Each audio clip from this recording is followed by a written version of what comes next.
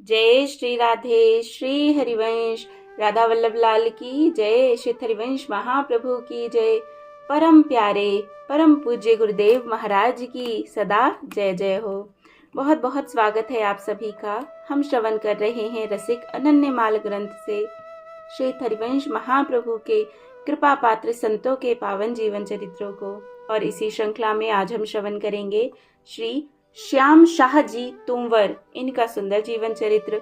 पर इसे शुरू करने से पहले आइए महाप्रभु को प्रसन्न करने वाले राधा नाम को एक बार गा लेते हैं। मेरे साथ साथ आप भी गाइए। राधा श्री राधा श्री राधा राधा राधा श्री राधा राधा राधा। जय राधा जय श्यामा, जय राधा जय श्यामा। श्याम श्याम श्यामा श्यामा श्याम श्याम श्यामा श्यामा श्याम श्याम श्यामा श्यामा श्यामा। जय श्री राधे। श्री हरिवंश। चलिए शुरू करते हैं। श्री श्याम शाह जी तुंवर। श्याम शाह जी तुंवर का जन्म तुंवर संज्ञक क्षत्रियों के कुल में हुआ था। इनके जीवन में गोस्वामी श्री हरिवंश चंद्र जी द्वारा संस्थापित श्री हित धर्म का निर्वाह करने वाले रसिकों की अनन्यता प्रत्यक्ष रूप से दिखाई पड़ती थी। श्री हित धर्म में दीक्षित होने के साथ ही इन्होंने अपने घर परिवार आदि से अपनी ममता मोह छोड़कर अपना तन मन धन सब कुछ श्री जी की सेवा में समर्पित कर दिया था। जय हो।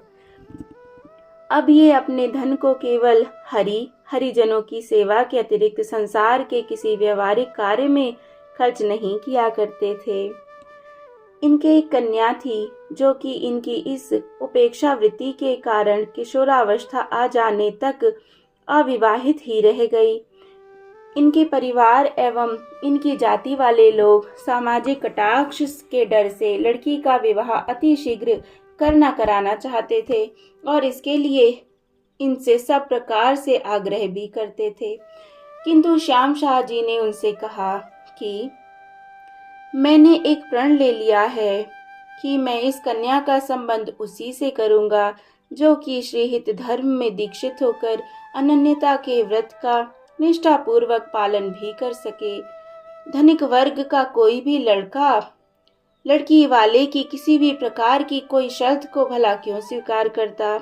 यही कारण था कि लड़की का विवाह रुका हुआ था।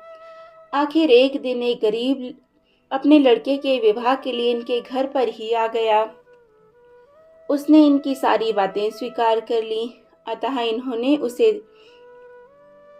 तथा उसके परिवार को अपने गुरु से श्री हित धर्म में दीक्षित करवा दिया तथा उन सब को अनन्यता का पाठ भी पढ़ाया। इसके पश्चात अपनी पुत्री की सगाई उस लड़के के साथ कर दी। शुभ समय पर विवाह भी संपन्न हुआ, किंतु इन्होंने ना तो स्वयं कन्यादान ही किया और ना श्री राधा वल्लभ लाल जी के अतिरिक्त गणपति नवग्रह आदि किन्हीं अन्य देवी देवताओं की पूजा ही होने दी। ओहो हो, जय हो जय हो। कैसी सुंदर निष्ठा। इन्होंने लड़की को जो कुछ भी दिया उसका ना तो संकल्प ही किया और न विवाह के व्यर्थ के व्यवहारिक कार्यों में कोई धन ही खर्च किया। इनका कहना था कि यह सारी संपत्ति तो श्री जी की है। जय हो। मुझे इन कार्यों में उसे खर्च करने का कोई अधिकार ही कहाँ है, क्योंकि इनकी दृष्टि में इनका कुछ था ही नहीं। जो कुछ था प्रभु का ही था। जय जय। हम देखो झूठे मुंह से कहते रहते हैं सब प्रभु का है, सब प्रभु का है, सब प्रभु का है, लेकिन क्या हम सच में इस चीज़ को अंदर से स्वीकार करते हैं? हम ज़्यादा से ज़्यादा पैसा अपने फैशन पे, अपने कंफर्ट्स के लिए, अपने घूमने फिरने में, खाने पीने में, इसमें उड़ाते हैं पैसों को। जबकि दूसरे का पैसा होता है तो हम एक एक पैसा सोच समझ कर कि भाई फालतू खर्च नहीं करना है, वो हमें दे रहे हैं, यही बहुत भारी कृपा है। तो वास्तव में तो हम ऐसा सिर्फ कहते हैं, लेकिन ये देखिए ये इस चीज़ को अंदर से स्वीकार करते हैं कि सब कुछ श्री जी का ही है। कितनी सुंदर बात।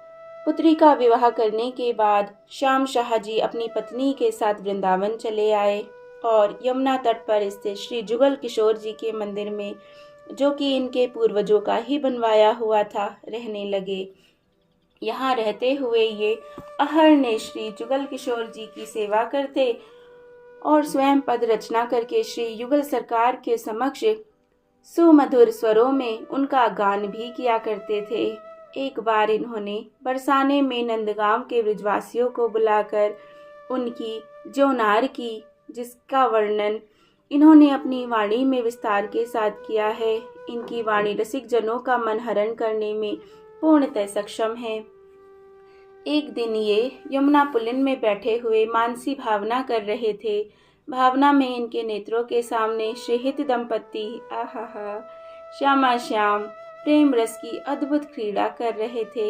ये उनकी रूप माधुरी में ऐसे तन्मय हो गए कि इन्हें अपने शरीर की भी सुध बुध नहीं रह गई और इनके प्राण इस नाशवान शरीर को छोड़कर नित्य सिद्ध सखी वपु में प्रवेश करके श्री युगल की नित्य सेवा में पहुंच गए। जय हो जय हो जय हो। कितने आनंद की बात, कितना सुंदर चरित्र, कितना हमें मतलब इससे शिक्षा लेनी चाहिए कि सच में सिर्फ कहें नहीं कि सब प्रभु का है, हम प्रभु के हैं, बल्कि ऐसा अपने जीवन में करके दिखाएं कि वास्तव में सब कुछ प्रभु का ही है। और ऐसा करेंगे तो हमें क्या मिलेगा? देखो कैसी सुंदर पदवी उनको मिली है, सखी स्वरूप में फिर ये निकुंज गए प्रियालाल की प्रेममयी सेवा में। बहुत आनंद, बहुत सुंदर चरित्र। जय जय श्री राधे। अगर आपने चैनल को सब्सक्राइब ना किया हो तो ज़रूर करें। जय जय श्री राधे। राधा वल्लभ लाल की जय। श्री हरिवंश महाप्रभु की जय। जय श्री राधे। श्री हरिवंश।